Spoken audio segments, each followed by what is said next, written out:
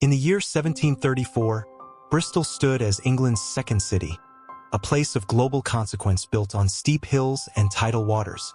Ships from 4 continents crowded its floating harbor. Wealth moved through its streets in the form of sugar, tobacco, wine, and human beings. The city held perhaps 40,000 souls, and every stone and timber structure reflected the appetite of an empire still expanding. This was not a city frozen in time. It was a machine of commerce, faith, and survival, operating under rules that would seem both familiar and alien to those who walk its streets today. What made Bristol unusual was not its grandeur but its geography. The River Avon carved through limestone gorge and tidal marsh before spilling into the Severn estuary. Ships had to navigate the Avon's twisting course for several miles inland, passing beneath cliffs and through narrow channels where the water rose and fell by more than 30 feet with each tide. The city itself clung to slopes and ridges, its streets climbing sharply from the quays. There was no flat ground. Every journey involved ascent or descent, and the effort shaped the rhythm of daily life. The medieval core still dominated the landscape. Within the old walls, churches rose above timber-framed houses that leaned toward one another across lanes barely wide enough for a handcart. St. Mary Redcliffe, with its soaring spire, marked the southern edge of the city. The tower could be seen from miles away, a declaration of civic pride and accumulated merchant wealth.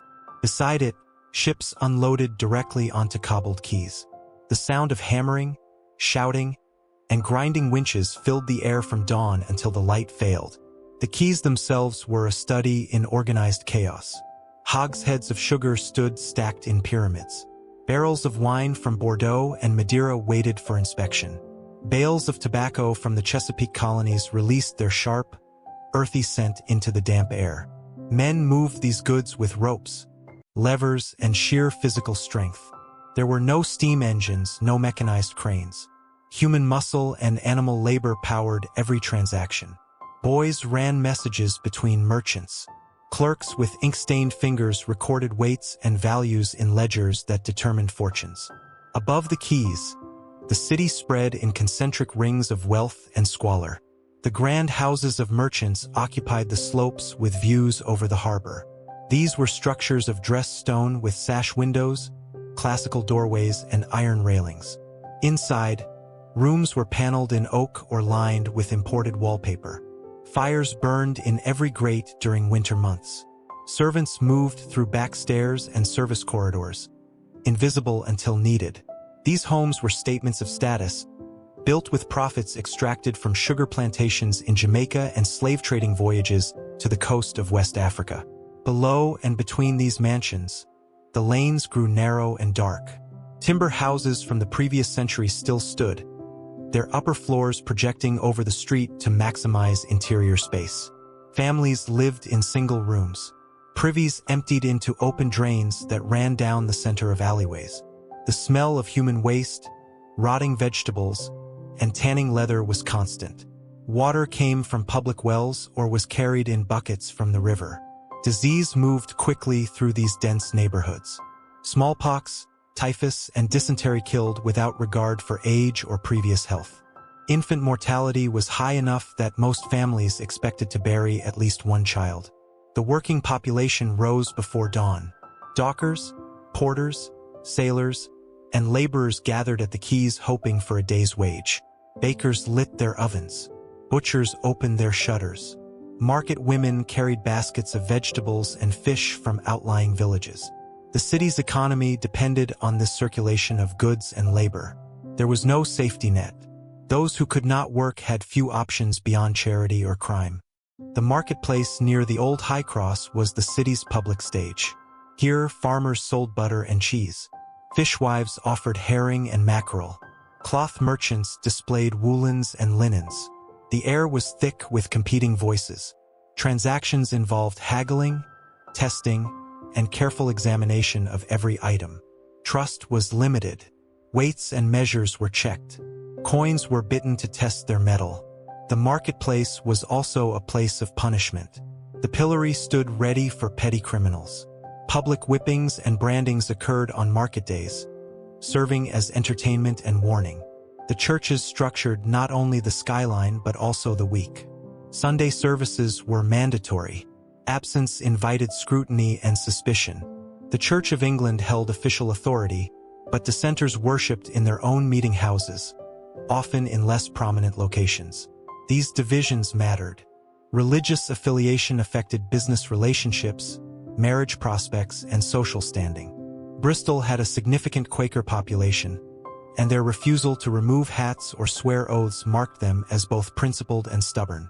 Catholic worship was illegal, though individual Catholics lived quietly within the city, attending Anglican services publicly while maintaining their faith in private. The slave trade was woven into the fabric of Bristol's economy with a directness that left no institution untouched. Ships left the harbor loaded with manufactured goods, textiles, metalware, and gunpowder. They sailed to the coast of West Africa, where these items were exchanged for enslaved men, women, and children. The ships then crossed the Atlantic to the Caribbean or the American colonies, where the enslaved were sold. The vessels returned to Bristol carrying sugar, rum, tobacco, and cotton.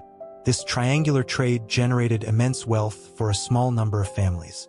Their names appeared on public buildings, charitable foundations, and church memorials. The human cost was invisible to most Bristol residents, occurring thousands of miles away in spaces they would never see. The harbor itself was a source of both prosperity and frustration. The extreme tidal range meant ships could only enter or leave during certain hours. At low tide, vessels sat on mud, listing to one side, waiting for the water to return.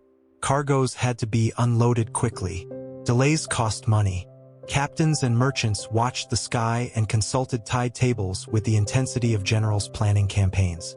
Proposals to create a floating harbor, a dock that would maintain constant water levels, were already being discussed. It would take decades to build, but the need was clear to anyone who worked the waterfront. Violence was closer to the surface than in later centuries. Tavern fights were common. Sailors carried knives. Disputes over money or reputation could turn deadly within moments. The city had no professional police force. Watchmen patrolled at night, but they were often elderly men armed only with staffs and lanterns. Serious crimes were dealt with harshly. Theft of goods worth more than a shilling could result in hanging. Public executions drew large crowds. The bodies of executed criminals were sometimes left hanging in chains as a deterrent. Justice was swift, public, and brutal. The wealthier classes insulated themselves through architecture and routine. They moved between home, church, and counting house in sedan chairs carried by hired men. Their children were educated by tutors or sent to private schools. Social life revolved around assemblies, card parties, and formal dinners. Marriages were negotiations between families, concerned with property and alliance more than affection. Women of this class managed households but had limited legal rights. A married woman's property belonged to her husband. Divorce was nearly impossible. Widowhood often brought the first taste of economic independence. Below this layer, the middling sort worked as shopkeepers, skilled craftsmen, and clerks. They lived above their businesses, rising early and closing late. Apprentices slept in attics and worked for years without wages, learning trades that might eventually allow them to establish their own shops. Guilds still regulated many trades, controlling who could practice and under what conditions. This system protected established masters but made it difficult for outsiders to enter the market. The city's physical expansion was limited by topography and land ownership. Suburbs grew slowly along the roads leading out of the medieval center. New streets were laid out on land that had previously been fields or orchards. Building was piecemeal, driven by individual speculation rather than planning. There were no zoning laws, no regulations about building standards. Fires were a constant risk. Timber structures burned easily, and narrow streets made firefighting difficult. The city had fire engines, but they were hand-pumped and required large crews to operate. Bristol's connection to the wider world was both its strength and its vulnerability. Wars disrupted trade routes. French privateers attacked merchant ships in the Channel. Changes in tariffs or colonial policies in London could ruin businesses overnight. The city's merchants watched political developments closely, lobbying members of parliament and cultivating relationships with officials who controlled licenses and monopolies. Power in Bristol was concentrated in the hands of a few dozen families who served as aldermen, vestrymen, and magistrates. They governed through networks of obligation and mutual interest. The streets themselves told stories. Names like Corn Street, Wine Street, and Broad Street reflected centuries of commercial activity. The old castle had been demolished decades earlier, its stone reused for other buildings. The city walls were crumbling in places, no longer necessary for defense. New construction incorporated old foundations. History was not preserved but recycled, built over, and adapted to present needs. As evening approached, the pace of activity slowed. Shops closed, taverns filled. Oil lamps and candles provided the only light. The wealthy dined by candlelight in paneled rooms. The poor ate whatever they could afford by the glow of a single tallow candle. Darkness came early in winter, and the cold was intense in houses without central heating. Families gathered around fires, rationing fuel to make it last through the night. Bristol in 1734 was a city of sharp contrasts operating under systems of authority and exploitation that were accepted as natural by most who lived within them. It was a place where fortunes were made and lives were discarded, where beauty and brutality coexisted without apparent contradiction. The physical city that existed then is mostly gone, replaced by later construction, bombing damage, and modern development. What remains are fragments. A church tower, a merchant's house preserved as a museum, street patterns that follow medieval lanes. To walk through Bristol today is to move through layers of vanished worlds. The harbor is quiet now, filled with pleasure boats rather than merchant ships. The grand houses have been divided into flats or converted to offices. The alleys where the poor lived have been demolished or gentrified beyond recognition. Yet something of that earlier city persists in the placement of buildings, the curve of streets, the relationship between water and stone. History leaves marks that are difficult to erase completely. What remains most vividly is the knowledge that this city, like all cities, was built by human effort and shaped by human choices. The people of 1734 believed their world would endure. They could not have imagined the transformations that would come within a few generations. Their certainty is a reminder of our own impermanence. We live in structures that will one day seem as distant and strange as their world appears to us. If you found yourself walking these streets, what do you think would strike you first? Let me know in the comments.